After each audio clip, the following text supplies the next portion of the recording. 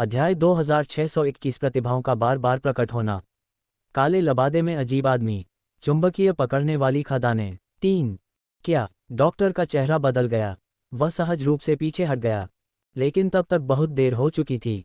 हरी रोशनी बहुत तेज थी और पलक झपकते ही उसके सामने आ गई। तेज हवा उसकी ओर तेजी से बढ़ रही थी।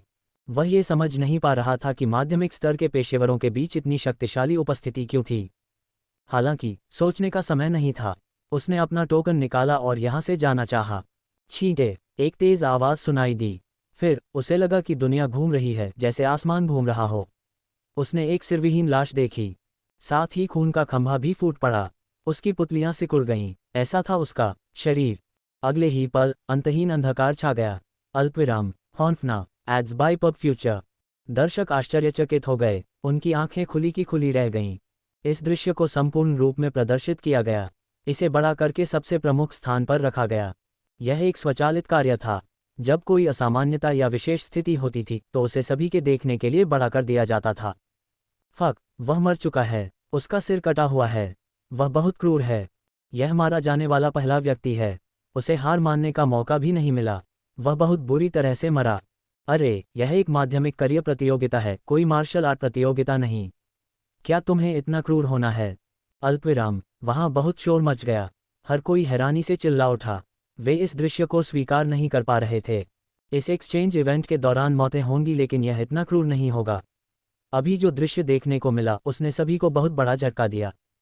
परिवार के कई सदस्यों के हाव भाव बदल गए। इस व्यक्ति से निपटना आसान नहीं था। अगर वे ऐसे किसी व्यक्ति से मिलते तो उनकी प्रतिभा खतरे में पड़ जाती। यदि वांग तेंग एकमात्र व्यक्ति था जिसने ते और माँ परिवारों को खतरा महसूस कराया था, तो यह व्यक्ति वह था जिसने सभी मुख्य परिवारों को खतरा महसूस कराया था। Ads by PubFuture. ऊंचे मंच पर तीनों महान बुजुर्गों ने थोड़ा सा मुंह सिकोड़ा। वह कौन है? वह इतना क्रूर कैसे हो सकता है? महान बुजुर्ग तांबेली ने पूछा। जानकारी के आधार पर दूसरा पक्ष त्यानलान प्रादेशिक क्षेत्र से एक माध्यमिक करियर वाला प्रतिभाशाली व्यक्ति है। उसका नाम जूलियास है और उसका सामान्य प्रदर्शन सामान्य है। उसके बारे में कुछ भी खास नहीं है। महान एल्डर डैन चेन ने जानकारी को देखा और भी अधिक भौहें सिकोड़ लीं। कुछ भी असामान्य नहीं। अभी का दृश्य तो ऐसा नहीं लग रहा था, बायज ने अर्थपूर्ण स्वर में कहा। हाँ, ये सबसे अजीब बात है। महान एल्डर डैन चेन ने सिर हिलाया। ग्रेट एल्डर्स बायज ने कहा, इस व्यक्ति पर कड़ी नज़र रखें। अगर कुछ गड़बड़ है तो उसे तुरंत बाहर निकाल दें। यदि दूसरा पक्ष निर्दयी है और उसने नियम नहीं तोड़े हैं, तो हम लापरवाही से काम नहीं कर सकते। महान एल्डर डैन चेन ने असहाय होकर कहा। यदि कुछ गड़बड़ है तो वह देर सवेर स्वयं ही इसका खुलासा कर देगा, महान एल्डर तांबेली ने कहा। अल्पविराम। बाहरी दुनिया में एक माध्यमिक करियर वाली प्रतिभा की मृत्यु के कारण हंगामा मच गया, लेकिन विनिमय कार्यक्रम में भाग लेने वाले लोगों को कुछ भी पता नहीं था। खतरा चुपचाप मंडरा रहा था। इसी समय हर्ब गार्डन प्लेनेट के उत्तर में एक एकांत घाटी में ले यान की मुलाकात ले परिवार से हुई और वह जड़ी बूटियों की खोज के लिए निकलने के लिए तैयार हो गया। ले परिवार में सभी उसे अपना नेता मानते थे। आखिरकार ले यान ले परिवार में सबसे बेहतरीन कीमियागर थी। बाकी लोग उससे थोड़े कमतर थे। Ads by PubFuture. इसके अलावा ले यान सभी के प्रति बेहद मिलनसार थी और किसी भी तरह का दिखावा नहीं करती थी। ले परिवार स्वाभाविक रूप से उसका अनुसरण करने में खुश था। बहन ली यान, हमारे पास आपके लिए एक खबर है, ली परिवार के एक युवक ने अचानक कहा। लेपिंग। ले यान एक पल के लिए स्तब्ध रह गई। फिर उसने पूछा, अगर तुम्हारे पास कोई खबर है तो तुम मुझे बता सकते हो। हम सभी ले परिवार के सदस्य हैं, इसलिए हम स्वाभाविक रूप से एक दूसरे का सहयोग करेंगे। संदेह करने की कोई ज़रूरत नहीं है। लेपिंग ने कहा, मैं लैन परिवार में एक प्रतिभाशाली व्यक्ति को जानता हूँ। हम उसके साथ काम कर सकते हैं। लैन परिवार की प्रतिभा। ले यान दंग रह गई। उसने पूछा, क्या ये लैन परिवार है जो मुख्य जहर परिवारों में से एक है? हाँ, लेपिंग ने सिर हिलाया। ले यान बहुत खुश थी। हालांकि वह तुरंत सहमत नहीं हुई। इसके बजाय उसने पूछा, क्या यह विश्वसनीय है? वह भरोसेमंद है, लेपिंग ने जल्दी से जवाब दिया। उसने अतीत में मेरी जान बचाई थी, इसलिए मैं उस पर भरोसा करता हूँ।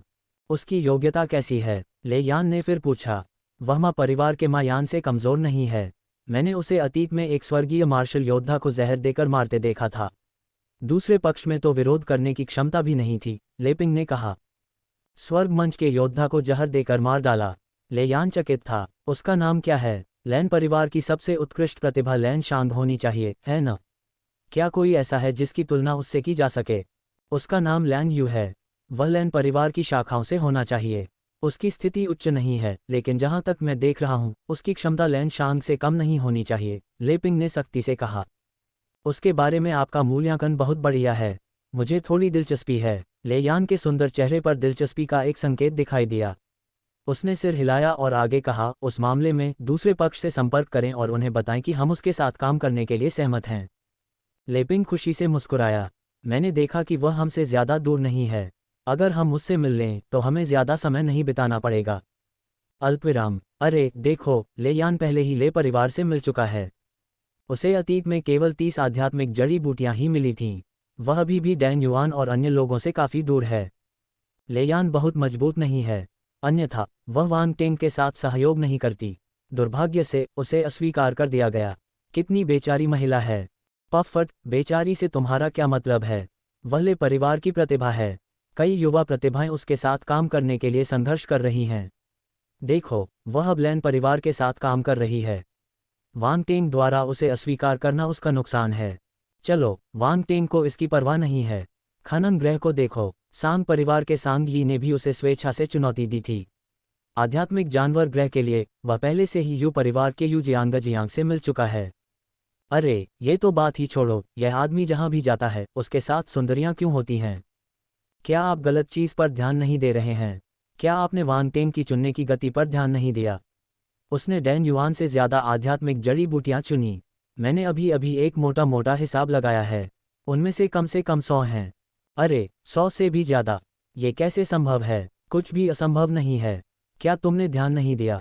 वह आध्यात्मिक जड़ी बूटियां चुनने वाला पहला व्यक्ति है। ऐसा लगता है कि वह वास्तव में आध्यात्मिक जड़ी बूटियां चुनने वाला पहला व्यक्ति है। उससे पहले कई लोग हर्ब गार्डन ग्रह पर पहुंचे, लेकिन वे आध्यात्मिक जड़ी बूटियां तुरंत नहीं पा सके। केवल वांग टेंग ने उन्हें तुरंत पाया। उसे तुरंत मिल गया। क्या वह भाग्यशाली है? ये कहना कठिन है। यदि यह एक है तो वह भाग्यशाली है। हालांकि वह पहले ही 100 से अधिक पा चुका है। उसे भाग्यशाली कैसे माना जा सकता है? अल्पविराम। सभी चुप हो गए। उन्हें 3 दिनों में 100 से ज़्यादा आध्यात्मिक जड़ी बूटियां मिल गईं। यह ऐसी चीज़ नहीं थी जिसे किस्मत से जोड़ा जा सके। एक निश्चित स्तर की दृष्टि और आध्यात्मिक जड़ी बूटियों की गहरी समझ के बिना इस स्तर तक पहुंचना असंभव था। कभी कभी गति किसी की क्षमता की अभिव्यक्ति होती थी। इस चरण का सबसे महत्वपूर्ण भाग बाद के चरणों में था, लेकिन सामग्री की खोज भी महत्वपूर्ण थी। अगर उन्हें सामग्री नहीं मिलती तो वे अपना लक्ष्य हासिल नहीं कर पाते।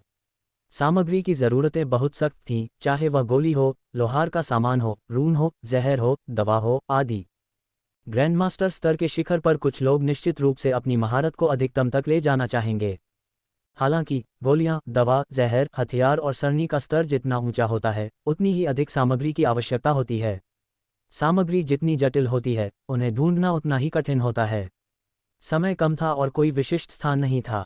यह कोई आसान काम नहीं था। केवल इतना ही नहीं, खनन की दुनिया में वांग टेंग के प्रदर्शन को देखिए। उन्होंने 3 छोटे दिनों में 18 प्रकार के अयस्क खोज निकाले। अधिकांश लोगों को केवल कुछ अयस्क और धातुएं ही मिली, लेकिन वांग टेंग ने पहले ही 18 अयस्क और धातुएं खोज ली हैं। वह 20 अयस्क और धातुएं खोजने के करीब हैं। ऐसा लगता है कि न केवल उनकी कीमियागिरी में महारत मजबूत है, बल्कि उनकी खनन में भी महारत कमजोर नहीं है। मैं सचमुच उनके प्रदर्शन का इंतजार कर रहा हूँ। अल्पविराम। खनन ग्रह। वांग टेंग जंगल में भाग रहा था। वह 3 दिनों से यहाँ था, लेकिन वह अभी भी एक विशाल रेगिस्तान से घिरा हुआ था। बंजर भूमि ने उसे असहनीय सन्नाटे का एहसास कराया। पिछले 3 दिनों से वांग टेंग को कोई नहीं मिल पाया था। विशेषताओं को चुनने की उनकी योजना स्थगित कर दी गई थी। ये खनन ग्रह बहुत बड़ा है। ये सामान्य ग्रह से 10 गुना बड़ा है। वांग टेंग ने मन ही मन सोचा, मेरे पास कोई विकल्प नहीं है।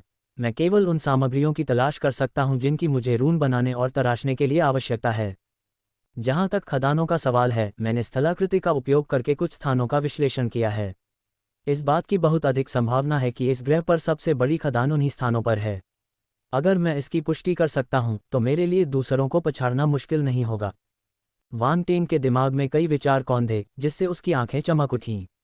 वह भागते हुए अपने आसपास के माहौल को देखने लगा, किसी बारूदी सुरंग की तलाश में। अचानक उसके मुंह से एक हल्की सी चीख निकली। उसके ठीक सामने बाईं ओर क्षितिज पर ऊंचे पहाड़ों की रूपरेखा दिखाई दे रही थी। इस स्थान से वह उनका केवल एक छोटा सा हिस्सा ही देख पा रहा था। उनके बीच अभी भी कुछ दूरी थी। आओ देखते हैं। वांग टेंग की आंखें चमक उठीं। उसने अपनी गति बढ़ा दी और ऊंचे पहाड़ों की ओर दौड़ पड़ा। जैसे जैसे वे करीब पहुंचे, वांग टेंग देख पाया कि पहाड़ एक पर्वत श्रृंखला में जुड़े हुए थे। वहां सिर्फ कुछ पहाड़ नहीं थे। इस जगह वांग टेंग धीरे धीरे रुक गया। उसने अपने हाथ पीठ के पीछे रखे और हवा में खड़ा होकर नीचे की पर्वत श्रृंखला को देखने लगा। खनन का ज्ञान और अनुभव उसके दिमाग में उमड़ पड़ा। ये पर्याप्त नहीं है, ये बहुत कम है। वांग टेंग की नज़रें चमक उठीं। इस पहाड़ ने उसे एक खास एहसास दिया था, लेकिन वह निश्चित नहीं था। अगले ही पल वह और ऊपर उड़ गया। वह प्रकाश की किरण में बदल गया और आसमान में उड़ गया। यदि वह संपूर्ण पर्वत श्रृंखला देखना चाहता था तो उसे किसी ऊंचे स्थान से नीचे देखना पड़ता। अल्पविराम। क्या वांग टेंग ने कुछ खोज लिया? ऐसा लगता है कि वह पूरी पर्वत श्रृंखला पर नज़र डालने की योजना बना रहा है। यह एक खनन इंजीनियर का तरीका है। क्या उसने कोई अयस्क खदान खोजी है? सचमुच, उन्होंने खदान इतनी जल्दी ढूंढ ली। अन्य लोग अभी भी खोज कर रहे हैं। क्या वह खदान खोजने वाला पहला व्यक्ति है? अल्पविराम। श्रोतागण आश्चर्य से चर्चा करने लगे। सांग जी, ताई हुआई, फैंग हुआ और कोर माइनिंग परिवारों के अन्य मुखियाओं के मन में अचानक एक विचार आया। वे गंभीर हो गए और स्क्रीन पर देखते हुए अपनी आंखें थोड़ी सिकोड़ लीं। हालांकि स्क्रीन पर स्थिति का केवल एक हिस्सा ही दिखाई देता था। बाहरी लोग पूरी तस्वीर नहीं देख सकते थे। इसके अलावा वे बाहर की आभा और शक्ति के उतार चढ़ाव को महसूस नहीं कर सके। इस प्रकार यदि कोई संत स्तर का खनन इंजीनियर भी हो तो उसके लिए ऐसी सीमित स्थिति में कोई भी उपयोगी जानकारी प्राप्त करना कठिन होगा। वांग टेंग ने ऊंची उड़ान भरी और हवा में कम से कम दसियों हजार मीटर की ऊंचाई तक पहुंच गया। फिर उसने अपने सामने पर्वत श्रृंखला का चक्कर लगाया। धीरे धीरे उसकी आंखों में एक बड़ी आकृति उभरने लगी। एक पल में उसके सामने की पर्वत श्रृंखला एक विशालकाय अजगर में बदल गई जो सैकड़ों हजारों मील तक फैली हुई थी। एक मंद पृथ्वी बल पहाड़ों के ऊपर तैर रहा था, एक विशेष क्षेत्र बना रहा था। प्रश्नवाचक चिन्ह, विस्मयादिबोधक चिन्ह। अचानक उसके मन में एक कान फाड़ देने वाली गर्जना गूंजी। उसकी दहाड़ कोई नहीं सुन सका। वांग टेंग को कोई आश्चर्य नहीं हुआ। इसके बजाय वह बहुत खुश हुआ। ये वास्तव में एक खदान थी। संयुक्त डोमेन की स्थिति और शक्ति एक ही दृष्टिकोण से पता लगाने योग्य नहीं थी। हालांकि जब उन्होंने पूरी पर्वत श्रृंखला को देखा तो ऐसा लगा कि खदान जीवंत हो गई है। यह एक असली विशालकाय अजगर की तरह था। हालांकि हर कोई इस विशालकाय अजगर को नहीं देख सकता। सामान्य खनन इंजीनियर इसे नहीं देख पाएंगे अगर उनके पास पर्याप्त महारत न हो। उनके लिए यह एक साधारण पर्वत श्रृंखला मात्र थी। मुझे इस खदान का मूल भाग देखने दो। वांग टेंग विशालकाय अजगर की आंखों की ओर उड़ चला। बहुत जल्द ही वह उसकी आंखों के ऊपर पहुंच गया। यही होना चाहिए। उसने अपना शरीर नीचे किया और नीचे उतरना चाहा। हालांकि इस समय वह वहीं रुक गया और शांति से अपना सिर दूसरी ओर घुमा लिया। दूर से एक व्यक्ति तेजी से आता हुआ दिखाई दिया। ऐसा लग रहा था कि दूसरे पक्ष ने भी वांग टेंग को देखा है। उसकी नज़र वांग टेंग की छाती पर पड़ी और वह थोड़ा चमक उठा। वह नीचे उतरा और अपनी मुट्ठियां भींच लीं। क्या तुम लोहार हो? ये सही है। वांग टेंग ने सिर हिलाया। मैं एक खनन इंजीनियर हूँ। हमारे लक्ष्य आपस में टकराने नहीं चाहिए। वह व्यक्ति एक अधेड़ उम्र का आदमी था। वह थोड़ा मुस्कुराया। तुम सही कह रहे हो। वांग टेंग अचानक मुस्कुराया। उसकी मुस्कान मिलनसार थी। तुम अपना लक्ष्य तलाश सकते हो और मैं अपना लक्ष्य तलाशूंगा। चलो एक दूसरे को परेशान न करें। यही तो मैं चाहता था। अधेड़ उम्र के आदमी ने सिर हिलाया। कृपया, वांग टेंग ने अपनी मुट्ठियां बांधते हुए कहा। अधेड़ उम्र के आदमी ने वापस सलाम किया और वांग टेंग को अनदेखा कर दिया। वह अपने आसपास का निरीक्षण करने लगा। हालांकि अगर कोई ध्यान से देखे तो वह देख सकता था कि वह लगातार वांग टेंग की ओर देख रहा था। वह अभी भी उससे सावधान था। वांग टेंग को इसकी कोई परवाह नहीं थी। वह एक तरफ खड़ा होकर ऐसे देख रहा था जैसे वह कोई शो देख रहा हो। अल्पविराम। मुझे ऐसा क्यों लगता है कि वांग टेंग की मुस्कान थोड़ी अजीब है। वह एक खनन इंजीनियर है, लेकिन वह एक लोहार होने का नाटक कर रहा है। क्या वह परेशानी खड़ी करने की कोशिश कर रहा है? मुझे आश्चर्य है कि क्या उसने कुछ पता लगाया है। ऐसा लगता है कि उसे इस बात की चिंता नहीं है कि दूसरा पक्ष उससे पहले ही यह काम कर लेगा। स्क्रीन पर स्थिति देखकर सभी हैरान रह गए। कोई भी अनुमान नहीं लगा सका कि वांग टेंग क्या करने की योजना बना रहा था। महान कियान साम्राज्य की सीटों पर ग्रैंडमास्टर हुआ युआन और अन्य लोगों के चेहरे पर अजीब भाव थे। वांग टेंग की उनकी समझ के आधार पर मुझे ऐसा क्यों लग रहा है कि ग्रैंडमास्टर वांग टेंग परेशानी खड़ी करने वाले हैं। ग्रैंडमास्टर अल्फ्रेड फुसफुसाए। मैं सहमत हूँ। ग्रैंडमास्टर हुआ युआन ने सिर हिलाकर जवाब दिया। बाकी लोगों ने भी सिर हिलाया। उन्हें भी यही महसूस हुआ।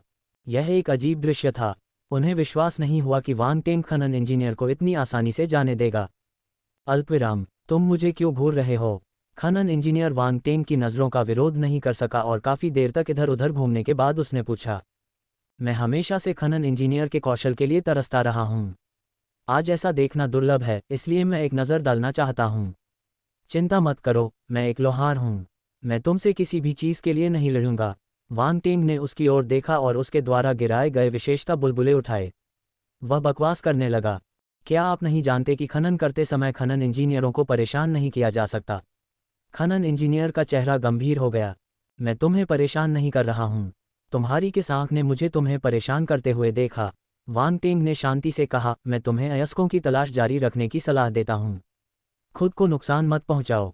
खनन इंजीनियर, अपने आप को नुकसान न पहुँचाने से आपका क्या मतलब है? यह एक धमकी थी, एक खुली धमकी। उसने आंखें मूंदकर काले बालों वाले उस युवक को देखा। ये तो बस एक ब्रह्मांडीय मंच का योद्धा था। डरने की कोई बात नहीं थी। उसके मुंह से ठंडी सिसकारी निकली। लगता है तुम मुझसे द्वंद्व युद्ध करना चाहते हो। क्या तुम मुझसे लड़ना चाहते हो? वांग टेंग ने अजीब भाव से पूछा। हम लड़ेंगे या नहीं, यह आप पर निर्भर है, खनन इंजीनियर ने ठंडे स्वर में कहा। वास्तव में, आप आज्ञाकारी होकर अयस्कों की तलाश क्यों नहीं करते? लड़ाई आपके लिए उपयुक्त नहीं है, वांग टेंग ने कहा। खनन इंजीनियर को अपने होठों के कोनों में कंपन महसूस हुआ। उसने ठंडे स्वर में कहा, तुम ताकतवर नहीं हो, लेकिन तुम काफी घमंडी हो। चूंकि तुम मुझे भड़काना चाहते हो, इसलिए मुझे निर्दयी होने का दोष मत दो। धमाका। जैसे ही उसने बोलना समाप्त किया, वह वांग टेंग की ओर दौड़ा और अपनी 5वीं स्तरीय स्वर क्षेत्र क्षमता को जारी किया। उसके हाथ में एक विशाल कुल्हाड़ी दिखाई दी, जिसे उसने ऊपर उठाया और वांग टेंग पर फेंक दिया। आह! वांग टेंग ने अपना सिर हिलाया और आह भरी। तुम्हें ऐसा क्यों करना पड़ रहा है? खनन इंजीनियर के चेहरे पर ठंडक थी। पृथ्वी नक्षत्र की शक्ति बाहर निकली और उसके युद्ध कुल्हाड़े पर एक विशाल चमक में एकत्रित हो गई। एक भयानक आभा फूट पड़ी। वांग टेंग वहीं खड़ा रहा और शांति से कुल्हाड़ी की चमक को देखता रहा। उसने धीरे से अपना हाथ आगे बढ़ाया। तुम मौत की तलाश में हो। खनन इंजीनियर के होठों के किनारे पर एक उपहासपूर्ण मुस्कान उभरी। यह आदमी अपनी कुल्हाड़ी की चमक को प्राप्त करने के लिए एक हाथ का उपयोग करना चाहता था। क्या उसके दिमाग में कुछ गड़बड़ थी? हालांकि अगले ही पल उसकी अभिव्यक्ति रुक गई और उसने अविश्वास में अपनी आंखें बड़ी कर लीं। टकराना। एक धीमी सी आवाज़ सुनाई दी। हाथ ने कुल्हाड़ी की चमक को मजबूती से पकड़ लिया और उसे धीरे से दबाया। कुल्हाड़ी की चमक बिखर गई और अनगिनत रोशनी के धब्बों में बदल गई। तुम? खनन इंजीनियर ने वांग टेंग को ऐसे देखा जैसे वह कोई भूत हो। बहुत कमज़ोर। तुम तो बस एक दोयम दर्जे के पेशेवर हो। लड़ना और मारना तुम्हारे लिए अच्छा नहीं है। मैंने पहले ही कहा था कि यह तुम्हारे लिए उपयुक्त नहीं है, लेकिन तुमने मेरी बात पर यकीन नहीं किया। वांग टेंग ने अपना सिर हिलाया। खनन इंजीनियर के चेहरे पर उदासी छा गई। उसे समझ नहीं आ रहा था कि क्या कहे। उसे उम्मीद नहीं थी कि यह ब्रह्मांड मंच का योद्धा इतना शक्तिशाली होगा। क्या वह वास्तव में ब्रह्मांड मंच का योद्धा था? क्या वह भेड़ के भेष में भेड़िया था? यह असामान्य था। मौन। वहीं बाहर प्रतियोगिता देख रहे लोगों को भी अजीब लगा। उन्हें लगा कि वांग टेंग ने उनका भी अपमान किया है। माध्यमिक करियर लड़ाई और हत्या के लिए उपयुक्त नहीं थे। उन्होंने जो कहा उसमें कुछ भी गलत नहीं था, लेकिन वह इतना असहज क्यों लग रहा था? नहीं, ये वास्तव में एक गलतफहमी है। मैं तुरंत चला जाऊंगा और यह पर्वत श्रृंखला आपको दे दूंगा। मैं कभी वापस नहीं आऊंगा, खनन इंजीनियर ने जल्दबाजी में वादा किया। ये बदमाश। महान एल्डर डैन चेन ने अपना सिर हिलाया। वह हंसी और आंसू के बीच फंसा हुआ था। अगर मौका मिला तो मैं उसे एक छोटा सा सबक सिखाऊंगा। उसकी हिम्मत कैसे हुई कि वह दूसरे दर्जे के पेशेवरों को नीची नज़र से देखे? महान बुजुर्ग तांबेली ने नाक भान सिकुड़ी। वांग टेंग को यह नहीं पता था कि उसने एक ही वाक्य से महान बुजुर्गों को नाराज कर दिया था। लेकिन आप उसे दोष नहीं दे सकते। वह शेखी नहीं बघार रहा था। वह तो बस एक सामान्य टिप्पणी कर रहा था। इस समय उसके हाथ में बिजली का थप्पड़ दिखाई दिया। वह अपने सामने खनन इंजीनियर की ओर चला गया। उसके लिए उसे ढूंढना आसान नहीं था। उसे उससे और अधिक विशेषता बुलबुले निकालने की ज़रूरत थी। मिस्टर, मुझे लगता है कि यह गलतफहमी है। खनन इंजीनियर का चेहरा बदल गया। उसके माथे पर ठंडा पसीना आ गया। मुझे नहीं लगता कि कोई गलतफहमी है। वांग टेंग शांति से मुस्कुराया। नहीं, ये वास्तव में एक गलतफहमी है। मैं तुरंत चला जाऊंगा और यह पर्वत श्रृंखला आपको दे दूंगा।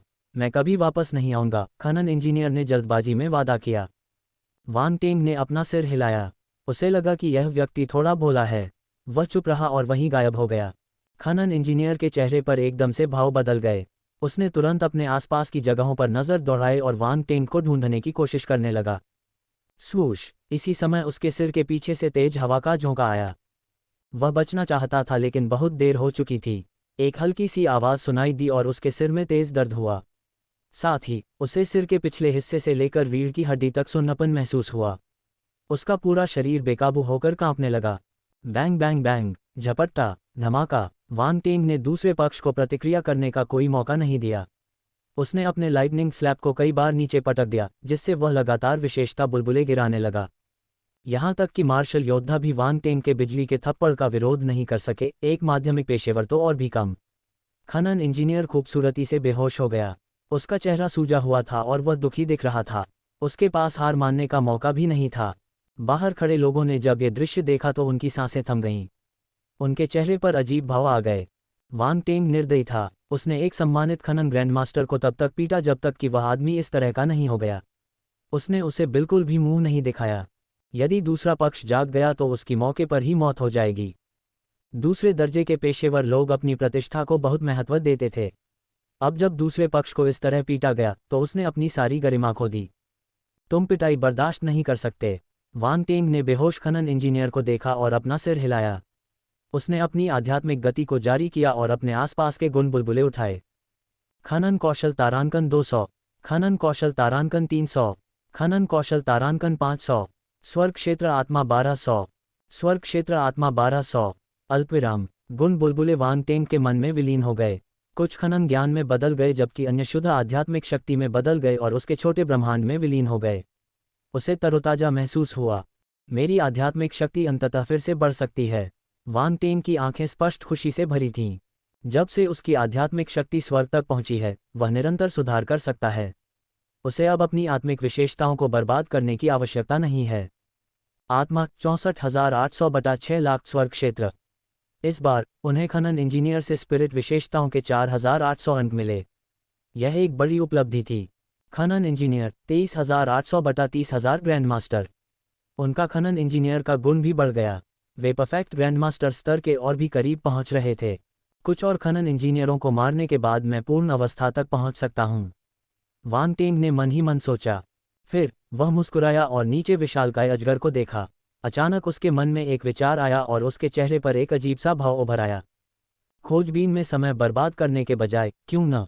वान टेंग तुरंत हवा में पैर मोड़कर बैठ गया और अपने हॉट ऑफ मैग्नेटिक एसेंस को सक्रिय कर दिया।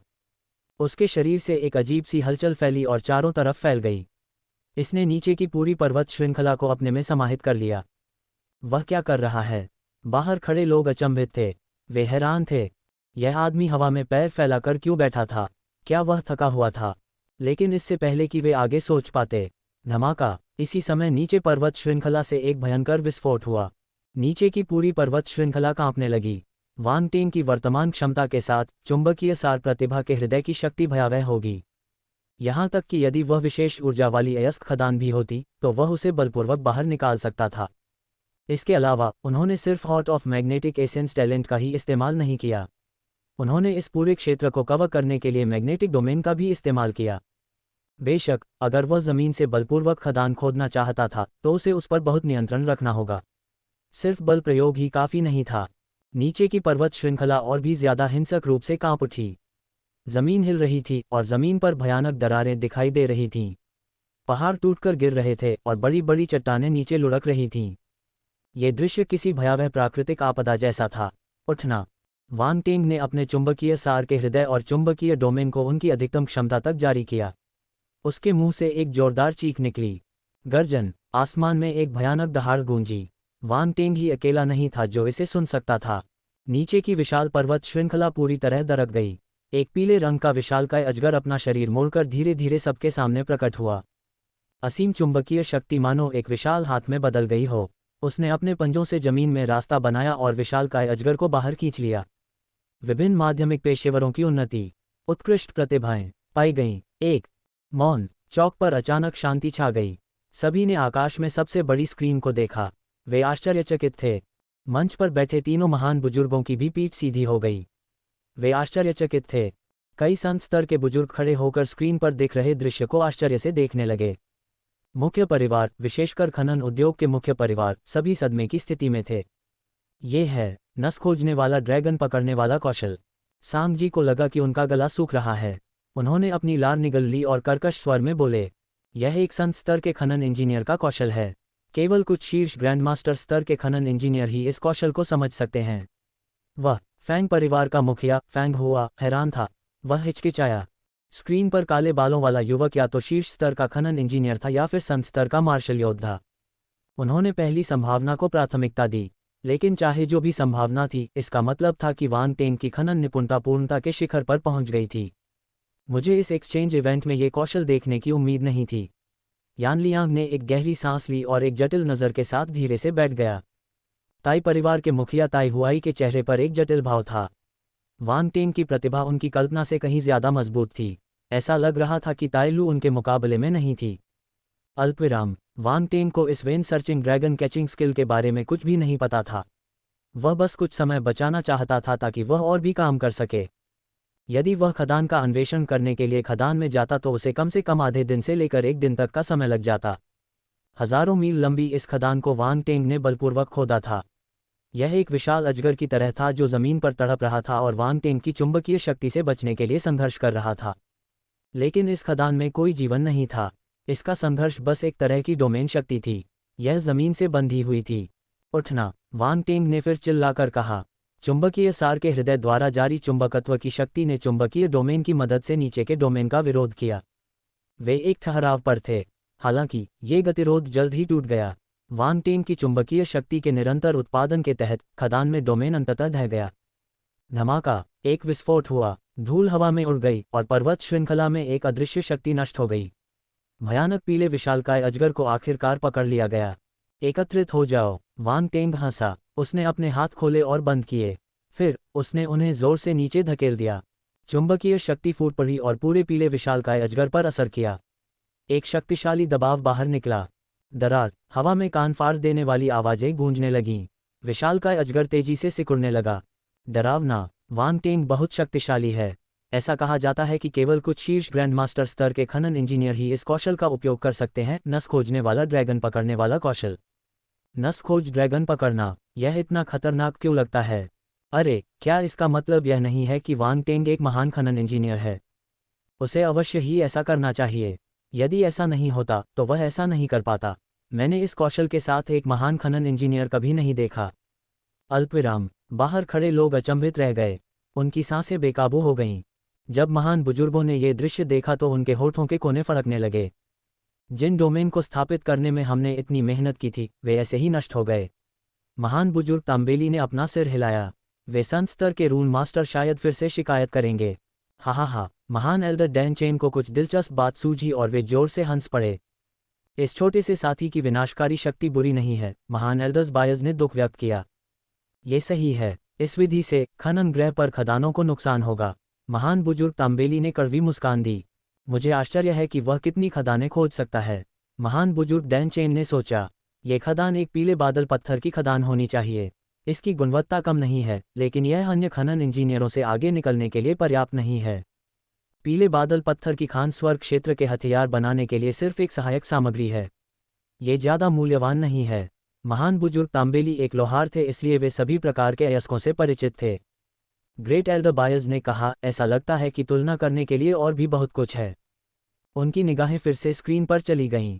अन्य प्रतिभाओं ने ऐसे आश्चर्यजनक कौशल का प्रदर्शन नहीं किया था, लेकिन कोई नहीं जानता था कि कौन एक शानदार करतब से भीड़ को आश्चर्यचकित कर देगा। खनन ग्रह पर वांग टेंग ने अपने सामने पीले रंग के विशालकाय अजगर को गौर से देखा। चुंबकीय शक्ति के दबाव में विशालकाय अजगर कुछ 100,000 किलोमीटर से 10,000 किलोमीटर तक सिकुड़ गया था। वह इसे और छोटा नहीं कर सकता था। चाहे वह कितनी भी कोशिश कर ले, जब तक वह इसे परिष्कृत नहीं करता, ये बेकार ही रहेगा। उसने चुंबकत्व की शक्ति बढ़ाने का विचार त्याग दिया। उसने हाथ हिलाया और सिकुड़ी हुई खदान को अपने सामने खींच लिया। उसने उसे ध्यान से देखा। ये पीले बादल पत्थर की खदान है। वांग टेंग की आंखें चमक उठीं। उसने अपनी ठोड़ी को छुआ और कहा, यह बस मुश्किल से ही काफ़ी है। उसने अपना सिर हिलाया और खदान रख ली। अकेले इस खदान से जीतना असंभव था। ये तो बहुत ज़्यादा है। तुमने तो पूरी खदान ही निकाल दी, राउंड बॉल ने अनियंत्रित होकर कहा। क्या आपको नहीं लगता कि मैंने बहुत समय बचाया है? वांग टेंग ने पूछा। राउंड बॉल अवाक था। उसने यह उम्मीद नहीं की थी कि यह आदमी सिर्फ समय बचाने के लिए इतना बड़ा हंगामा खड़ा कर देगा। यदि अन्य खनन इंजीनियरों को इस बारे में पता चले तो वे रो पड़ेंगे। हाँ, वे निश्चित रूप से रोएंगे। यह एक बहुत बड़ी उत्तेजना थी। वान टेंग ने राउंड बॉल को नज़रअंदाज कर दिया। खदान को हटाने के बाद उसने उस पर्वत श्रृंखला को देखा जिसे उसने बर्बाद कर दिया था। उसे यह स्वीकार करना पड़ा कि शक्तिशाली योद्धाओं की विनाशकारी शक्ति आश्चर्यजनक थी। उसने केवल कुछ कौशल का उपयोग किया और एक पर्वत श्रृंखला को नष्ट कर दिया। एक सामान्य व्यक्ति के लिए यह एक आपदा थी। हालांकि उसने जल्दी से अपना ध्यान दूसरी ओर हटा लिया। नीचे पर्वत श्रृंखला के खंडहरों में कई विशेषता बुलबुले तैर रहे थे। उन्हें लाओ। वान टेंग की आंखें चमक उठीं। उसने तुरंत अपनी आध्यात्मिक गति का उपयोग करके नीचे के विशेष बुलबुले को उठा लिया। पृथ्वी डोमेन वास्तविकीकरण चरण तारांकन 200। पृथ्वी डोमेन वास्तविकीकरण चरण तारांकन 300। चुंबकीय डोमेन तारांकन 500। चुंबकीय डोमेन तारांकन 600। चुंबकीय डोमेन तारांकन 300। अल्पविराम मैग्नेटिक डोमेन। वान टेंग दंग रह गया। उसे उम्मीद नहीं थी कि वह यहाँ मैग्नेटिक डोमेन ले लेगा, लेकिन कुछ सावधानीपूर्वक विचार करने के बाद उसे ज्ञान प्राप्त हुआ। जब उन्होंने अपने चुंबकीय डोमेन का उपयोग किया तो उन्हें लगा कि नीचे का डोमेन उनके डोमेन के समान है। ये खिंचाव बल निस्संदेह चुंबकीय क्षेत्र का प्रभाव था। हालांकि वह डोमेन मुख्य रूप से एक पृथ्वी तत्व डोमेन था, इसलिए उन्होंने इसे तुरंत नोटिस नहीं किया। उन्होंने इसे एक सामान्य पृथ्वी तत्व डोमेन के रूप में माना। उन्होंने यह उम्मीद नहीं की थी कि चुंबकीय क्षेत्र पृथ्वी क्षेत्र में भी मौजूद होगा। यह एक सुखद आश्चर्य था। जैसे ही गुण बुलबुले वान टेंग के मन में विलीन हो गए, डोमेन ज्ञान प्रकट हुआ। एक भाग पृथ्वी क्षेत्र था जबकि दूसरा भाग चुंबकीय क्षेत्र था। वान टेंग के दिमाग में दो विशेष क्षेत्र उभरे। उनमें से प्रत्येक ने मस्तिष्क के आधे हिस्से पर कब्जा कर लिया और प्रत्येक क्षेत्र में एक होलोग्राम तैर रहा था। दिन ब दिन वह ध्यान और ज्ञानोदय में बैठा।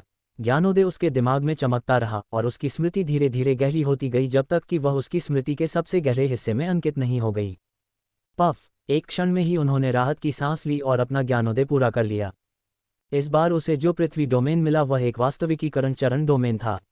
ऐसा लग रहा था कि ज्ञान का स्तर कम नहीं था, इसलिए यह उसके लिए भी बहुत मददगार था। पृथ्वी डोमेन 7300/8000 वास्तविकीकरण चरण 8वां स्तर। चुंबकीय डोमेन 1200 5000 रैंक 5। पूरी पर्वत श्रृंखला में कई विशेषता बुलबुले थे।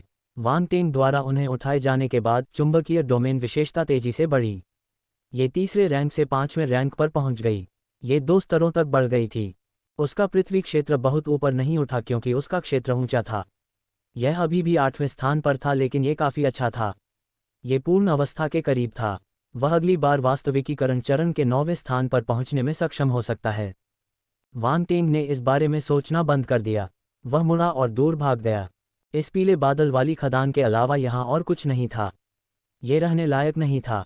कुछ देर बाद बेहोश हुआ खनन इंजीनियर धीरे धीरे होश में आया। उसने बेहोशी में अपना सिर छुआ और हौंफने लगा। बहुत दर्द हो रहा है। तभी उसके चेहरे के हाव भाव अचानक बदल गए, जैसे उसे आखिरकार कुछ याद आ गया हो। मैं कहाँ हूँ? वह जमीन से रेंग कर ऊपर आया और अपने चारों ओर देखा। ऐसा लग रहा था जैसे जमीन पर किसी कुत्ते ने काट लिया हो। वह उलझन में था। ओह ठीक है, शैतान कहाँ है? लेकिन जल्द ही वह इस बारे में और अधिक परवाह नहीं कर सका। उसने अपने आसपास के वातावरण को सतर्कता से देखा और आखिरकार राहत की सांस ली जब उसने देखा कि वान टेंग आसपास नहीं था। वह उड़ गया और उसका स्थान निर्धारित करना चाहता था ताकि वह जल्दी से इस जगह से निकल सके। अंततः नीचे का दृश्य देखकर वह आश्चर्यचकित रह गया। फिर अविश्वास में उसकी आंखें चौड़ी हो गईं। क्या वह पहाड़ है? यहाँ क्या हुआ? क्या ये वही है? उसके मन में कई सवाल उठे। उसके चेहरे पर हैरानी और भी गहरी होती गई। कोई नहीं जानता था कि वह क्या सोच रहा था। एक पल में उसे असहज महसूस हुआ। वह घबराए हुए मुर्गे की तरह मुड़ा और भाग गया। अल्पविराम। दिन बीतते गए। प्रतियोगिता पूरे जोश में थी। बहुत जल्द ही 7-8 दिन बीत गए। इस समय तीनों ग्रहों पर 3/5वें हिस्से के द्वितीयक पेशेवर समाप्त हो चुके थे। यह उन्मूलन दर भयावह थी। हालांकि इससे ये साबित हो गया कि यह प्रतियोगिता कितनी कठिन थी। सामान्य माध्यमिक पेशेवर अंतिम दौर तक नहीं पहुंच पाएंगे। इन कुछ दिनों में जो लोग पहले कभी नहीं मिले थे वे आखिरकार एक दूसरे से मिले। स्वाभाविक रूप से झगड़ा हुआ। कुछ लोगों को केवल 3 ग्रहों पर मौजूद खतरों के कारण ही मार दिया गया। आध्यात्मिक जानवर ग्रह और जड़ी बूटी उद्यान ग्रह पर कई सितारा जानवर थे। कुछ माध्यमिक पेशेवर अधिक उन्नत श्रेणी की आध्यात्मिक जड़ी बूटियां या सामग्री प्राप्त करने के लिए उन्नत श्रेणी के सितारा जानवरों को मारने का जोखिम उठाते थे। अंत में उनमें से कुछ सफल हुए, लेकिन उनमें से अधिकांश को समाप्त कर दिया गया।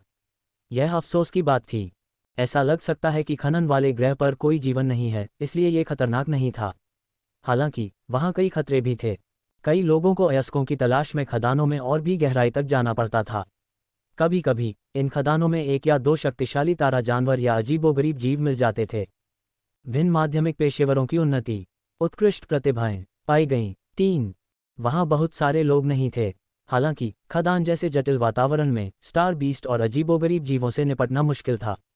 इस वजह से कई लोग मारे गए। साथ ही खदान में कुछ विशेष क्षेत्र भी हो सकते हैं। वे भी खतरे का स्रोत थे। लापरवाही का एक पल और वे मारे जा सकते थे या डोमेन द्वारा फंस सकते थे। जो फंस गए थे वे तब तक निकल सकते थे जब तक वे हार मान लेते, लेकिन जो मारे गए उन्हें हार मानने का मौका भी नहीं मिला। वे दुखी होकर मर गए। लाइव प्रसारण के जरिए दर्शकों के सामने ये दृश्य पेश किए गए। पहले तो बहुत से लोगों को पता ही नहीं था कि secondary career alliance exchange conference कितनी मुश्किल थी। अब उन दृश्यों को देखने के बाद उन्हें आखिरकार समझ में आ गया कि भीड़ से अलग दिखने के लिए बेहद शक्तिशाली प्रतिभा और क्षमता की जरूरत होती है। इस स्थिति में दर्शकों ने उन प्रतिभाओं की प्रशंसा की जो अभी भी 3 ग्रहों पर सामग्री की खोज कर रहे थे। इन प्रतिभाओं की लोकप्रियता धीरे धीरे बढ़ी और ब्रह्मांड के विभिन्न गुटों की नज़रों में आ गई। इस तरह से सेकेंडरी करियर अलायंस प्रतिभाओं को तैयार करता है। माध्यमिक पेशेवरों को प्रसिद्ध होने की आवश्यकता थी ताकि विभिन्न गुट उन्हें पाने के लिए लड़ें और उन्हें विशिष्ट अतिथियों के रूप में सम्मान दें। इससे सेकेंडरी करियर अलायंस का प्रभाव बढ़ेगा। इन कुछ दिनों के दौरान वांग टेंग ने कोई समय बर्बाद नहीं किया। उसके 2 क्लोन और उसका मुख्य दल तीनों ग्रहों पर सभी प्रकार की सामग्रियों की खोज कर रहे थे। साथ ही यदि उन्हें कोई माध्यमिक करियर वाली प्रतिभाएं मिलती तो वे उनके साथ विनम्रता से बातचीत करते और उनसे कुछ गुण ग्रहण करते। माध्यमिक करियर वाले प्रतिभाशाली लोग विनम्र भी थे।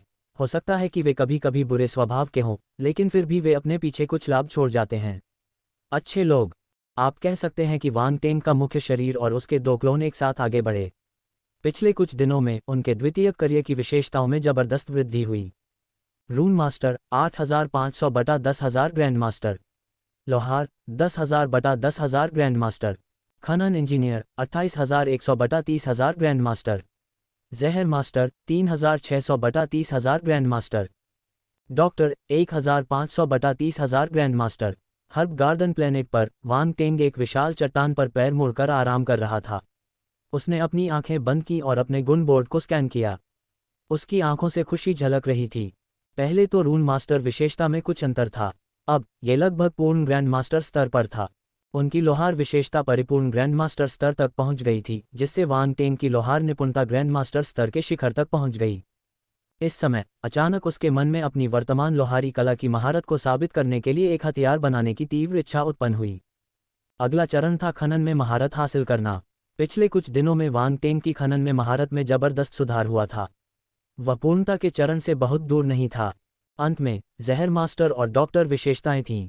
ये 2 विशेषताएं मास्टर स्तर पर थीं, लेकिन वे ग्रैंड मास्टर स्तर तक आगे बढ़ गई थीं। वे ग्रैंड मास्टर स्तर के शुरुआती चरण में थे, लेकिन वांग टेंग के लिए यह एक बड़ी छलांग थी। अन्य प्रतिभाएं यह नहीं सोचती कि उनके जैसा मास्टर स्तर का मार्शल योद्धा सेकेंडरी करियर अलायंस के मुख्यालय में एक्सचेंज इवेंट में भाग लेने की हिम्मत करेगा। यह ऐसा था जैसे भेड़ियों के झुंड के बीच छिपा हुआ कुत्ता। और ये कुत्ता एक हस्की था। वांग टेंग के दिमाग में कई विचार आए। जब वह स्कॉर्पियन किंग स्टार पर था तो उसे कई जहर युद्ध तकनीकें प्राप्त हुईं। इन युद्ध तकनीकों को बल का उपयोग करके जारी किया जा सकता था। साथ ही वह उन्हीं नियमों का उपयोग करके दवाओं का उपयोग करके जहर बना सकता था। वास्तव में ये वही था। आध्यात्मिक जड़ी बूटियां शक्ति का मिश्रण थीं। वांग टेंग ने बस शक्ति को आध्यात्मिक जड़ी बूटियों में बदल दिया। कुछ देर बाद वांग टेंग ने धीरे से अपनी आंखें खोलीं और उस विशाल चट्टान पर नजर डाली। वह एक नंगी पहाड़ी चोटी पर था और पहाड़ के आधे रास्ते में छिपा हुआ था। वहां कई विशाल चट्टानें थीं जो उसे रोक रही थीं ताकि उसे खोजा न जा सके। मुझे कई आध्यात्मिक जड़ी बूटियां मिलीं, जिनमें कई जहर तत्व वाली आध्यात्मिक जड़ी बूटियां भी शामिल हैं, जिनका इस्तेमाल जहर बनाने के लिए किया जा सकता है। हालांकि गोली के नुस्खे के आधार पर मुझे एक मुख्य घटक खोजने की ज़रूरत है। वांग टेंग ने खुद से सोचा। मुझे क्लाउड इम्मोर्टल मिल्क भी खोजने की ज़रूरत है। अभी 6 दिन बाकी हैं। ये पर्याप्त होना चाहिए। हालांकि मैंने जहर के लिए नुस्खे की पुष्टि नहीं की है। मुझे बस कुछ माध्यमिक जहर मिले हैं। ये बहुत अच्छा होगा अगर मुझे संत स्तर का नुस्खा मिल जाए। यदि कोई अन्य रास्ता नहीं है तो मैं केवल बिच्छू राजा स्टार पर प्राप्त जहर युद्ध तकनीकों का उपयोग कर सकता हूँ, इन जहरीली आध्यात्मिक जड़ी बूटियों के साथ एक संकर जहर बनाने के लिए। इन विषयों की दुर्लभता और जटिलता के आधार पर अन्य लोग शायद इन्हें हल करने में सक्षम न हों। हालांकि यह मेरा पहला प्रयास है। दुर्घटनाएं हो सकती हैं। अगर ज़रूरत नहीं होगी तो मैं कोशिश नहीं करूँगा। वान टेंग के दिमाग में कई विचार आए। जब वह स्कॉर्पियन किंग स्टार पर था तो उसे कई जहर युद्ध तकनीकें प्राप्त हुईं। इन युद्ध तकनीकों को बल का उपयोग करके जारी किया जा सकता था। साथ ही वह उन्हीं नियमों का उपयोग करके दवाओं का उपयोग करके जहर बना सकता था। वास्तव में ये वही था। आध्यात्मिक जड़ी बूटियां शक्ति का मिश्रण थीं। वान टेंग ने बस शक्ति को आध्यात्मिक जड़ी बूटियों में बदल दिया। लेकिन वह आखिरी क्षण तक इस तरीके को आजमाने वाला नहीं था। आखिरकार यह एक प्रतियोगिता थी। अगर वह गलती करता और हार जाता तो वह मुश्किल में पड़ जाता। यदि उसे संत स्तर का विष मिल जाए तो वह सभी से आगे निकल जाएगा। वान टेंग अचानक उठ खड़ा हुआ और एक निश्चित दिशा में भाग गया। हर्ब गार्डन ग्रह के भूभाग और पर्यावरण के आधार पर इस बात की प्रबल संभावना थी कि क्लाउड इम्मोर्टल मिल्क वहां मौजूद था। वान टेंग ने अपनी गति को अधिकतम तक बढ़ा दिया। आधे घंटे के भीतर वह एक विशेष पर्वत श्रृंखला पर पहुंच गया। आसमान से नीचे देखने पर जमीन पर हरी चोटियों के टुकड़े स्थित थे। ये चोटियां आधी काए और हरे पौधों से ढकी हुई थीं, जबकि दूसरी आधी भूरे सफ़ेद पत्थरों से ढकी हुई थीं। वे विशालकाय कछुओं की तरह दिख रहे थे जो अपनी पीठ पर पौधे ढो रहे थे। विभिन्न माध्यमिक पेशेवरों की उन्नति, उत्कृष्ट प्रतिभाएं पाई गईं। 4 जमीन भी हरी भरी थी। उस पर बहुत सारे पौधे लगे हुए थे। इसके अलावा पहाड़ों के बीच से बहती हुई नदियां दूर तक बह रही थीं। यही होना चाहिए। वान टेंग ने तुरंत अपनी असली आंख को सक्रिय किया और अपने आसपास के वातावरण को स्कैन किया। वह अपने आसपास के वातावरण को देखते हुए आगे बढ़ गया। कुछ समय बाद उन्होंने कुछ आकृतियां देखीं। वे प्रतियोगिता में प्रतिभावान थीं। उनकी छाती पर अंकित चिन्हों से पता चलता था कि वे या तो कीमियागर थे या विष विशेषज्ञ। जब दूसरे लोग किसी जहर मास्टर को देखते तो उससे दूरी बनाए रखते। वे उसके बहुत करीब नहीं जाना चाहते थे, मानो उन्हें डर हो कि दूसरा पक्ष उन पर हमला कर देगा। वान टेंग की आंखें चमक उठीं। ये जगह बुरी नहीं थी। उसे उम्मीद नहीं थी कि यहाँ इतनी प्रतिभाएं आएंगी। उसने एक पल के लिए सोचा। उसे खजाने की तलाश करने की कोई जल्दी नहीं थी। वह एक पहाड़ की चोटी पर उतरा और माध्यमिक पेशेवरों को देखा। प्रतिभाओं ने गोलियां, दवाएं या जहर नहीं बनाया, लेकिन जब वे सामग्री की तलाश कर रहे थे तो उन्होंने कुछ विशेषता बुलबुले गिरा दिए। वान टेंग ने मन ही मन हंसी उड़ाई। उसने अपनी आध्यात्मिक गति को जारी किया और चुपचाप उनकी ओर बढ़ा दिया। जहर कौशल तारांकन 150, जहर कौशल तारांकन 120, जहर कौशल तारांकन 160, अल्पविराम, चिकित्सा कौशल तारांकन 100, चिकित्सा कौशल तारांकन 180, चिकित्सा कौशल तारांकन 150, अल्पविराम, कीमिया तारांकन 120, कीमिया तारांकन 80, अल्पविराम। गुण बुलबुले वान टेंग के मन में विलीन हो गए और 3 अलग अलग ज्ञानोदयों में बदल गए। उन्होंने वान टेंग के 3 क्षेत्रों को ऊपर उठाया। इनमें से ज़्यादातर विशेषताएं आध्यात्मिक जड़ी बूटियों से संबंधित थीं, हालांकि वे जहर, दवा और कीमिया का भी हिस्सा थीं। इसके अलावा वे सभी अपने माध्यमिक करियर में प्रतिभाशाली थे और अपने क्षेत्रों में उनकी अद्वितीय उपलब्धियां थीं। इसलिए उन्होंने जो गुण छोड़े वे वान टेंग के लिए बहुत मददगार साबित हुए। हालांकि वान टेंग संतुष्ट नहीं थे। यह अच्छा नहीं है, दक्षता बहुत कम है। इसके अलावा इन विशेषताओं में कुछ मूल ज्ञान की कमी है। वान टेंग की आंखें चमक उठीं। उसने अपनी थोड़ी को छुआ और खुद से आश्चर्य करने लगा। अगले ही पल वह जमीन से उठकर वहीं गायब हो गया। ये खत्म हो गया। माध्यमिक करियर वाली प्रतिभाओं को नुकसान उठाना पड़ेगा। वान टेंग इसे फिर से करने जा रहा है। क्या उसने पिछले कुछ दिनों में कई प्रतिभाओं पर हमला नहीं किया है? हालांकि उन्होंने यह ईमानदारी से किया। उन्होंने माध्यमिक करियर वाली प्रतिभाओं को खत्म नहीं किया। उन्होंने उन्हें बस बेहोश कर दिया और वे आधे घंटे में जाग जाएंगे। इससे बाकी प्रतियोगिता पर कोई असर नहीं पड़ेगा। हाँ, लेकिन वह थोड़ा निर्दयी है। वह उन प्रतिभाओं के दिलों में एक अमिट मनोवैज्ञानिक आघात छोड़ सकता है। क्या वान टेंग ने यह नहीं कहा कि वह आदान प्रदान के दौरान प्रतिभाओं को उभरने में मदद कर रहे हैं? उत्कृष्ट से आपका क्या मतलब है? उस पर विश्वास करना असंभव है। मौन, अल्पविराम। बाहर मौजूद लोगों ने वान टेंग के डरपोक हाव भाव को देखा और तुरंत समझ गए कि वह क्या करना चाहता था। वान टेंग ने पिछले कुछ दिनों में कई प्रतिभाओं को बेहोश कर दिया था। वह हमेशा बिजली छोड़ने वाली ईंट का इस्तेमाल करता था और सीधे उनके सिर को कुचल देता था। माध्यमिक करियर वाले प्रतिभाओं को चोटें आईं और सूजन आ गई। उनके सिर धक्कों से भरे हुए थे और उसने ये भी कहा कि वह उन्हें अलग दिखने में मदद कर रहा था। उफ, बेशर्म। सबसे महत्वपूर्ण बात यह है कि हर्ब गार्डन ग्रह, अयस्क ग्रह और स्पिरिट बीस्ट ग्रह की प्रतिभाएं सभी इसमें शामिल थीं। किसी को भी नहीं बख्शा गया। यह एक आपदा थी। अगर कोई और होता, भले ही वे थोड़े निर्दयी होते, तो एक ग्रह पर प्रतिभाएं पीड़ित होतीं। फिर भी वे वान टेंग जैसे विकृत व्यक्ति से मिले। तीनों ग्रहों पर सभी प्रतिभाओं को नुकसान पहुंचा। यह लाभों का उचित हिस्सा था। हालांकि किसी कारण से भले ही वे वान टेंग को तुच्छ समझते थे, फिर भी उनका ध्यान उसके प्रति उच्च बना रहा। यह अन्य प्रतिभाओं से भी अधिक था। यहाँ तक कि दान परिवार से दान युआन, ले परिवार से ले यान, फैंग परिवार से फैंग लियू और यान परिवार से यान तू की तुलना वान टेंग से नहीं की जा सकती। वान टेंग से तुलना केवल उन काले गाउन पहने लोगों से की जा सकती है जिन्होंने तीनों ग्रहों पर नरसंहार किया था। ये सही है कुछ। इसके अलावा वे तीनों ग्रहों पर एक साथ दिखाई दिए। वे सिर्फ हर्ब गार्डन ग्रह पर ही नहीं दिखाई दिए। इतने दिनों के बाद काले गाउन वाले लोग प्रसिद्ध हो गए थे। वे अपने क्रूर तरीकों के लिए जाने जाते थे। उनसे मिलने वाली लगभग सभी प्रतिभाएं मर चुकी थीं। वे सभी भयानक मौत मरे, लेकिन उन लोगों ने कोई नियम नहीं तोड़ा। बाकी लोगों की तरह वे भी फाइनल मैच की तैयारी के लिए हर तरह की सामग्री की तलाश में थे। हालांकि द्वितीय करियर वाले कुछ बदकिस्मत प्रतिभावान लोग उनसे मिले और निर्दयतापूर्वक मारे गए। ये कुछ ऐसा ही दिख रहा था। इसमें कुछ भी अजीब नहीं था। एकमात्र असामान्य बात यह थी कि वे सभी काले गाउन पहने हुए थे और उनके हमले निर्दयी थे। वे थोड़े अजीब लग रहे थे। कई लोग उनकी पहचान का अनुमान लगा रहे थे, लेकिन उन्हें कुछ भी पता नहीं था। इस समय सभी की नज़रें वान टेंग पर टिकी हुई थीं। काले गाउन में पुरुषों की तुलना में वे वान टेंग की तरफ देखना पसंद करते थे। आखिरकार यह इतना भारी नहीं था। इसमें खुशी का एक संकेत भी था। हालांकि यह अन्य माध्यमिक करियर प्रतिभाओं के लिए थोड़ा अनुचित था। स्क्रीन पर वान टेंग चुपचाप एक कीमियागर के पास जा रहा था। कीमियागर एक सुंदर महिला थी। वह एक विशाल चट्टान के पीछे छिपी हुई थी और सामने एक तारा जानवर को देख रही थी। अधिक स्पष्ट रूप से कहें तो वह तारा जानवर के बगल में स्थित आध्यात्मिक फूल को देख रही थी। लेकिन उसे यह एहसास नहीं हुआ कि एक आकृति चुपचाप उसके पीछे आ रही थी। हा, मेंटिस सिकाडा का पीछा करता है, पीछे ओरियोल के बारे में अनजान।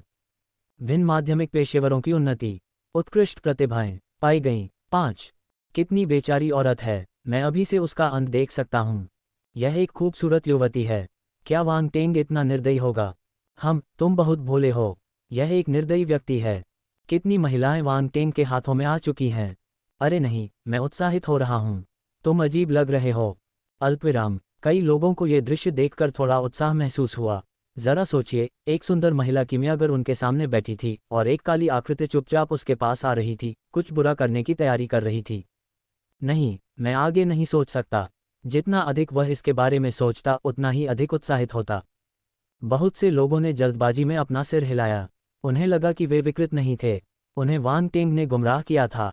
अल्पविराम। अब हर्ब गार्डन ग्रह पर महिला कीमियागर की आंखें चमक उठीं और उसने हमला शुरू कर दिया।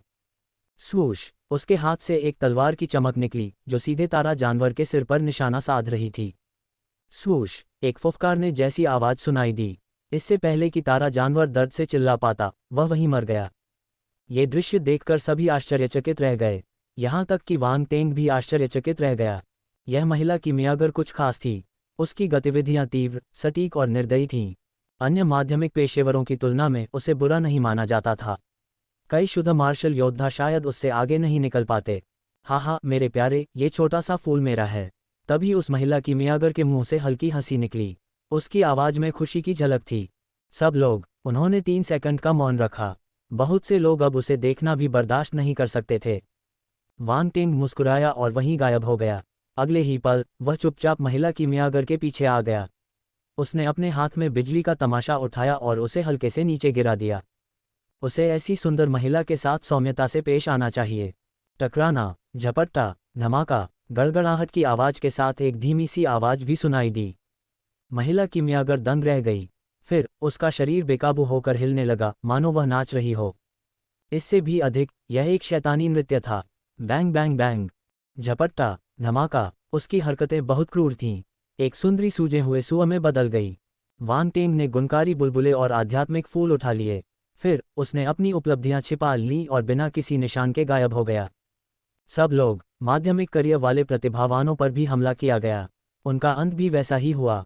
वे सिर पर चोट लगने और शरीर में ऐंठन के साथ जमीन पर पड़े रहे। आधे घंटे बाद तीखी और उग्र दहाड़ें सुनाई दीं। कौन? आखिर यह किसने किया? किस कमीने ने मुझे मारा? बाहर आओ। हालांकि अगर आप उन्हें ध्यान से देखें तो आप उनके चेहरे पर लाली का भाव देख पाएंगे।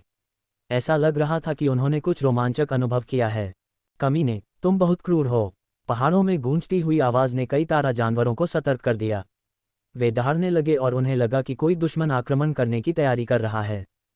कितना दुखद। सभी ने विलाप किया। उन्हें इन लोगों से सहानुभूति थी। हालांकि अगर आप उन्हें ध्यान से देखें तो आप उनके चेहरे पर लाली का भाव देख पाएंगे। ऐसा लग रहा था कि उन्होंने कुछ रोमांचक अनुभव किया है। एक अंधेरी गुफा में वांग टेंग अचानक रुक गया। उसने अपना हाथ अपने कान पर रखा और ध्यान से सुनने लगा। मुझे लगता है कि मैंने किसी को मुझे कोसते हुए सुना है। राउंड बॉल अवाक रह गया। आत्मविश्वास रखो, मुझे लगता है का प्रयोग मत करो। तुम्हारी बात से तो ऐसा लग रहा है जैसे मैं कोई बुरा आदमी हूँ, वांग टेंग ने शर्मिंदगी से कहा। तुमने क्या किया, क्या तुम्हें नहीं पता? राउंड बॉल ने हंसते हुए कहा। तुम्हें क्या पता? मैं उन्हें व्यक्तिगत रूप से साधना के खतरों का अनुभव करा रहा हूं ताकि वे भविष्य में अधिक सावधान रह सकें। मैं नहीं चाहता कि वे अपनी जान गंवाएं, वांग टेंग ने गंभीरता से कहा। उद्धरण चिन्ह ... आप काले को भी सफ़ेद में बदल सकते हैं। राउंड बॉल ने अपनी आंखें घुमाईं। वह इस मामले पर चर्चा जारी रखने के लिए बहुत आलसी था। वांग टेंग का चरित्र वैसे भी नहीं बदलेगा, इसलिए इस बारे में बात करने का कोई मतलब नहीं था। उसने विषय बदल दिया और पूछा, क्या आपको यकीन है कि इस जगह पर क्लाउड इमोर्टल मिल्क है? मुझे यकीन नहीं है। चलिए इंतज़ार करते हैं और देखते हैं। अगर कुछ नहीं हुआ तो भूल जाए। मैंने पहले ही अपनी तरफ से पूरी कोशिश कर ली है, वांग टेंग ने बेपरवाही से कहा। गोल बॉल ने सिर हिलाया। वांग टेंग चुप रहा और अपने आसपास की परछाइयों में विलीन होने के लिए अपनी छाया शक्ति का इस्तेमाल किया। जब से उसे छाया शक्ति मिली है उसे इसका इस्तेमाल करना पसंद है। जब तक बिल्कुल ज़रूरी न हो वह छाया विलय गुप्त कौशल का इस्तेमाल नहीं करता। इसके अलावा प्रसारण ये था कि वह अपनी डार्क फोर्स का उपयोग कैसे कर सकता है। ईमानदारी से कहूँ तो शैडो पावर ने उसे छाया में विलीन होने की अनुमति दी। कभी कभी प्रभाव शैडो मर्जिंग सीक्रेट स्किल से बेहतर होते थे। इसके अलावा वांग टेंग के पास छाया किले से ब्लैक शैडो शास्त्र था। वह लगातार अपने आसपास की शक्ति को अवशोषित कर रहा था, अपनी आभा को आकाश और पृथ्वी के साथ मिला रहा था। छाया शक्ति के साथ संयोजन सहज था। यहाँ तक कि वांग टेंग ने भी यह उम्मीद नहीं की थी कि छाया शक्ति और काली छाया शास्त्र का संयोजन इतना अद्भुत होगा। उसकी गुप्त कौशलता के कारण ब्रह्मांड स्तर के मार्शल योद्धा भी उसकी उपस्थिति का पता नहीं लगा पाएंगे। ऐसा लग रहा था कि वांग टेंग गुफा से गायब हो गया है और छाया में विलीन हो गया है। यहाँ तक कि उसके कदमों की आवाज़ भी गायब हो गई थी।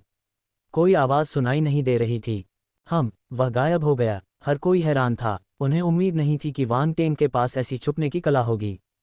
ये कितना रहस्यमय छुपाने का कौशल है। महान एल्डर डैन चेन और अन्य लोगों ने जब स्क्रीन पर वांग टेंग को गायब होते देखा तो उनकी भौहें थोड़ी ऊपर उठीं। वे आश्चर्यचकित थे। इस आदमी ने बहुत से प्रतिभाशाली माध्यमिक पेशेवरों को नॉकआउट कर दिया। कुछ मौकों को छोड़कर जब वह स्वेच्छा से खुद को दिखाता था, किसी ने उसकी उपस्थिति पर ध्यान नहीं दिया। उसके पास कुछ रहस्यमय छिपाने के कौशल होने चाहिए। अगर नहीं तो वह ऐसा करने में सक्षम नहीं होता, महान एल्डर बायज ने शांति से कहा। ऐसा लग रहा था कि उसने इसका अनुमान लगा लिया था। महान एल्डर डैन चेन और महान एल्डर तांबेली एक पल के लिए अचंभित रह गए। फिर वे समझ गए और गहरी सोच में सिर हिला दिया। अल्पविराम। उसके सामने की गुफा बहुत गहरी थी। वांग टेंग को अपनी गति बढ़ानी पड़ी, लेकिन फिर भी उसे अंदर तक पहुंचने में कुछ मिनट लग गए। वांग टेंग के सामने एक विशाल कार्स्ट गुफा दिखाई दी। हर तरफ से बूंदों की आवाज़ें आ रही थीं। ये कार्स्ट गुफा खास थी। ऊपर से नीचे की ओर लटकते पत्थर के खंभे थे और जमीन से ऊपर उठते पत्थर के कई खंभे थे। ऐसा लग रहा था कि वे आपस में जुड़े हुए हैं, लेकिन वास्तव में वे जुड़े हुए नहीं थे। वांग टेंग ने अपनी असली आंख को सक्रिय किया और प्रकाश की कुछ चमकदार गेंदें देखीं। यह पाया, उसकी आंखों में खुशी झलक आए। वह तुरंत सावधानी से उस दिशा में चल पड़ा। उसे सावधान रहना था। सामने न केवल खजाने की चमक थी, बल्कि चमकदार सितारा जानवर की एक गेंद भी थी। एक स्टार बीस्ट द्वारा दी गई चमक खजाने द्वारा दी गई चमक से अलग थी। मोटी शक्ति की चमक के अलावा जीवन की चमक और आत्मा की चमक भी थी। यह अधिक जटिल था, जबकि खजाने की चमक अधिक शुद्ध थी। ये शक्तियों के समामेलन जैसा लग रहा था। बेशक ये सिर्फ कुछ खास अंतर थे, और भी सूक्ष्म और गहरे अंतर थे। उन्हें शब्दों में बयान नहीं किया जा सकता। क्या वांग टेंग को कुछ मिला? बाहर खड़े लोग वांग टेंग की आकृति तो नहीं देख पाए, लेकिन उन्हें कमोबेश पता था कि वह कहाँ है। वे सभी उत्सुक थे और थोड़े उत्साहित भी। पिछले कुछ दिनों में वांग टेंग को कई विशेष आध्यात्मिक जड़ी बूटियां मिली थीं। ये सभी के लिए एक आंख खोलने वाली बात थी। अब जब उन्होंने देखा कि वह पहले से भी ज्यादा सतर्क हो गया है, तो वे देखना चाहते थे कि वह और कौन सी आध्यात्मिक जड़ी बूटियां ढूंढ सकता है। अनजाने में ही यह विनिमय कार्यक्रम एक खजाने की खोज शो में बदल रहा था। जब महान बुजुर्गों ने यह दृश्य देखा तो वे हंसी और आंसू के बीच फंस गए। लेकिन उन्हें यह स्वीकार करना पड़ा कि वे वांग टेंग के ठिकाने के बारे में जानने को उत्सुक थे। वे जानना चाहते थे कि उसे क्या मिलेगा। कुछ देर बाद वांग टेंग अचानक रुक गया और सामने देखने लगा। पत्थर के खंभों के बीच में एक चबूतरा था। ऐसा लग रहा था मानो वह चारों ओर के पत्थरों से सुरक्षित है। उसके सिर के ऊपर एक नुकीला पत्थर का खंभा लटका हुआ था। इसका निचला हिस्सा नुकीला था और इसका रंग बर्फ जैसा सफ़ेद था। ये दूसरे पत्थर के खंभों से अलग था। उसी समय पत्थर के चबूतरे पर सफ़ेद रोशनी का एक हल्का गोला चमक रहा था। ये दिल की धड़कन की तरह लयबद्ध था। सफ़ेद रोशनी पवित्र और कोमल थी। ये भोर की किरणों की तरह थी जो लोगों के मन को शांत कर रही थी। चाहे उनकी भावनाएं कितनी भी बेचैन क्यों न हो, वे इस रोशनी को देखकर शांत होने से खुद को नहीं रोक पाए। यह एक प्रकाश तत्व आध्यात्मिक जड़ी बूटी है। बाहर खड़े दर्शक इस दृश्य को देखकर आकर्षित हो गए। वे दंग रह गए। और भागो! एक अंधेरी कार्स्ट गुफा में पवित्र और कोमल श्वेत प्रकाश चमकदार तो नहीं था, लेकिन आंखों को लुभाने वाला था। कोई भी आंख वाला व्यक्ति इसे पहली नज़र में देख सकता था। बाहर खड़े दर्शकों ने तुरंत ही पत्थर के मंच की उपस्थिति को नोटिस कर लिया। साथ ही वे समझ गए कि वांग टेंग इसी के लिए आया है। यह एक प्रकाश तत्व आध्यात्मिक जड़ी बूटी है। हमने जैकपॉट मार लिया। मुझे नहीं लगता कि इन सभी प्रतिभाओं के बीच किसी को भी प्रकाश तत्व वाली आध्यात्मिक जड़ी बूटी मिली है। ये सही है, किसी और को प्रकाश तत्व वाली आध्यात्मिक जड़ी बूटी नहीं मिली। इस तरह की आध्यात्मिक जड़ी बूटी बहुत दुर्लभ है। वांग टेंग बहुत भाग्यशाली है। भाग्यशाली? तुम बहुत ज़्यादा सोच रहे हो। मैं इसे योग्यता कहना पसंद करूंगा। ये बात सही है। मैं नहीं मानता कि वह सिर्फ किस्मत वाला है। पिछले कुछ दिनों में वांग टेंग का प्रदर्शन उसकी क्षमता साबित करने के लिए काफ़ी है। तुम अतिशयोक्ति कर रहे हो। प्रकाश तत्व आध्यात्मिक जड़ी बूटियां आसानी से नहीं मिलती। देखो, अन्य प्रतिभाएं भी उन्हें नहीं पा सकती। मैं वांग टेंग की क्षमता से इनकार नहीं करता, लेकिन यह निश्चित रूप से भाग्य है। क्या कोई है जो जानना चाहता है कि यह क्या है? मैं बहुत उत्सुक हूँ। ये सही है। देखो यह क्या है। मुझे इसकी रखवाली करने वाला कोई तारा जानवर नहीं दिख रहा। क्या ये छिपा हुआ है? खतरा। देखते हैं वांग टेंग इस गतिरोध को कैसे तोड़ता है। मौन। बाहर खड़े लोग चर्चा करने लगे। कुछ लोगों को लगा कि वांग टेंग सिर्फ अपनी योग्यता पर निर्भर है, जबकि कुछ को लगा कि वह सिर्फ किस्मत वाला है। लेकिन जल्द ही उन्होंने अपना ध्यान वापस मोड़ लिया। वांग टेंग भाग्य पर निर्भर है या नहीं, इस बहस की तुलना में व्यवहारिक चीज़ों पर ध्यान केंद्रित करना बेहतर था। इस प्रकाश तत्व आध्यात्मिक जड़ी बूटी की रक्षा करने वाले सितारा जानवर होने चाहिए। माहौल थोड़ा तनावपूर्ण हो गया। मुख्य पारिवारिक सीटों पर ले परिवार की मुखिया ले पेन आश्चर्यचकित थी। उसने आश्चर्य से खुद से कहा, वांग टेंग काफ़ी शक्तिशाली है। वह प्रकाश तत्व आध्यात्मिक जड़ी बूटियां भी ढूंढ सकता है। क्या आपने गौर किया कि उसे बहुत समय पहले ही आध्यात्मिक जड़ी बूटियों की उपस्थिति का पता चल गया था? शुरू से ही उसके पास एक मजबूत मकसद था। डैन परिवार के मुखिया डेंग गुआंग ने सोचा और कहा। कोरकी में अगर परिवारों के मुखिया एक पल के लिए स्तब्ध रह गए। फिर जब उन्हें होश आया तो वे चकित रह गए।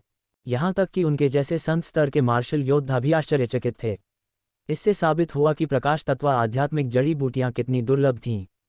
ध्यान रखें, प्रकाश तत्व आध्यात्मिक जड़ी बूटियां केवल तभी पैदा हो सकती हैं जब उनमें अत्यंत सघन प्रकाश तत्व ऊर्जा और विशेष भूभाग हो। हालांकि उसे इस गुफा में कुछ खास नहीं दिख रहा था। यह मोटी रोशनी वाली जगह नहीं लग रही थी। यह उनके ज्ञात प्रकाश तत्व वातावरण से भिन्न था। ऊंचे मंच पर वह जगह, महान एल्डर डैन चेन का दिल धड़क उठा। ऐसा लग रहा था कि उन्हें कुछ पता चल गया है। तुम्हें पता है ये क्या है? महान बुजुर्गों ने आश्चर्य से पूछा। मुझे यकीन नहीं है। हालांकि पर्यावरण के आधार पर यह वही चीज़ होनी चाहिए।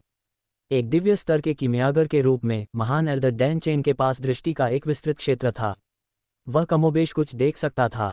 यह क्या है? मुझे इसके बारे में बताओ, महान बुजुर्ग तांबेली ने उत्सुकता से पूछा। क्लाउड इम्मोर्टल मिल्क, महान एल्डर डैन चेन ने बिना किसी हिचकिचाहट के धीरे से नाम कहा। क्लाउड इम्मोर्टल मिल्क, महान एल्डर तांबेली ने महान एल्डर बायस से नजरें मिलाते हुए पूछा। यह एक हल्का तत्व आध्यात्मिक जड़ी बूटी है जिसका उपयोग संत स्तर की गोलियां बनाने के लिए किया जा सकता है। यह अत्यंत दुर्लभ है। आप जड़ी बूटी उद्यान गृह पर शायद ही कोई दूसरी जड़ी बूटी पा सकें, महान एल्डर डैन चेन ने समझाया। संत स्तर की गोलियां बनाने के लिए आध्यात्मिक जड़ी बूटियां? महान एल्डर तांबेली आश्चर्यचकित थे। यद्यपि वे क्लाउड इम्मोर्टल मिल्क के बारे में अधिक नहीं जानते थे, लेकिन वे जानते थे कि आध्यात्मिक जड़ी बूटियां कितनी दुर्लभ और कीमती होती हैं जिनसे संत स्तर की गोलियां बनाई जा सकती हैं। इसके अलावा ये छोटा सा लड़का आध्यात्मिक जड़ी बूटियों की तलाश कर रहा था जिससे संत स्तर की गोलियां बनाई जा सकें। वह क्या करने की योजना बना रहा था? ज़्यादा मत सोचो। क्लाउड इम्मोर्टल मिल्क का उपयोग ग्रैंडमास्टर स्तर की गोली बनाने के लिए भी किया जा सकता है। ये बस थोड़ा बेकार है, महान एल्डर डैन चेन ने मुस्कुराते हुए जवाब दिया। उनके शब्दों ने महान बुजुर्ग तांबेली के संदेह को दूर कर दिया। वे विश्वास नहीं कर पा रहे थे कि वांग टेंग एक संत स्तर की गोली बना सकता है। तो क्या वह इस क्लाउड इमोर्टल मिल्क का उपयोग ग्रैंड मास्टर स्तर की गोली बनाने के लिए करने की योजना बना रहा है? ग्रेट एल्डर्स बायज ने पूछा। मेरे अनुमान के अनुसार ऐसा ही होना चाहिए। महान एल्डर डैन चेन ने अपनी सफ़ेद दाढ़ी को सहलाया और आत्मविश्वास से कहा, आपको संत स्तर की गोली बनाने के लिए शाश्वत पदार्थ को गतिशील करने की आवश्यकता है। उसकी वर्तमान अवस्था के साथ उसके लिए शाश्वत पदार्थ को गतिशील करना असंभव है। इसलिए यह असंभव है। दोनों महान बुजुर्गों ने सिर हिलाया। वे डैन चेन से सहमत थे। यही कारण था कि उन्हें नहीं लगता था कि वांग टेंग संत स्तर की गोली बना सकता है। ये सिर्फ संत स्तर के दानों के लिए ही नहीं था, ये संत स्तर के हथियारों और संत स्तर की सरणियों के लिए भी समान था। अल्पविराम। वांग टेंग को नहीं पता था कि बाहर क्या हो रहा है और आसपास क्या हो रहा है। उसे इस बात का अंदाजा नहीं था कि महान बुजुर्ग डैन चेन ने अनुमान लगाया था कि क्लाउड इमोर्टल मिल्क यहीं छिपा हो सकता है। वह अपनी असली आंख पर भरोसा करके धीरे धीरे यहां तक पहुंचा। इस तरह उसने क्लाउड इमोर्टल मिल्क की मौजूदगी की पुष्टि की। केवल इतना ही कहा जा सकता है कि अमर स्तर वास्तव में भयावह था। इस समय वह एक पत्थर के खंभे के पीछे बैठा हुआ था जिसे गले लगाने के लिए 3 लोगों की जरूरत थी। उसने अपने सामने पत्थर के मंच को देखा, लेकिन उसने कोई जल्दबाजी नहीं की। उसकी दृष्टि में पत्थर के मंच के ऊपर सफ़ेद रोशनी का एक गोला बना हुआ था। ये लगभग पत्थर के खंभों में विलीन हो गया था, इसलिए इसे देखना मुश्किल था। इसके अलावा इस अंधेरे वातावरण में सामान्य लोग इसकी उपस्थिति का पता नहीं लगा पाएंगे। मात्र $1 में